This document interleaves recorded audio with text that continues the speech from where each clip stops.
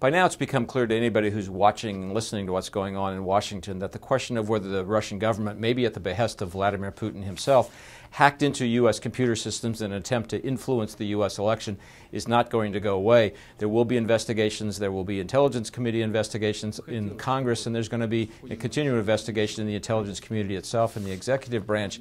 This is at least getting in the way of what President-elect Donald Trump had hoped would be a warmer relationship with Russia. And in fact, it raises the question of whether, despite those intentions by the incoming president, the relationship between the U.S. and Russia, already tense, may actually get more tense, not less tense, in the months ahead. One thing that's not discussed much is where does this matter? In fact, there's a long list of issues where the U.S. and Russia have dealings and have questions they need to resolve, and more tension in the relationship makes it less likely there's going to be common ground.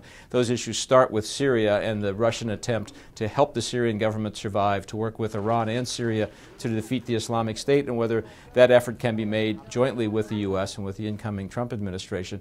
There's also the continuing question of Russian influence in Ukraine and essentially its annexation of Crimea, and whether anything is going to be done to reverse those steps.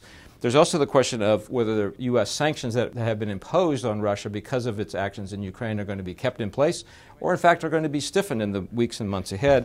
And finally, there are questions about arms control between the U.S. and Russia, traditional questions. The Russians recently backed out of an agreement with the U.S. to reduce and then eliminate weapons-grade plutonium. That move by the Russians in October raised some alarm bells in the U.S. that the Russians are going to move out on their own on arms control questions where they've previously cooperated with the U.S.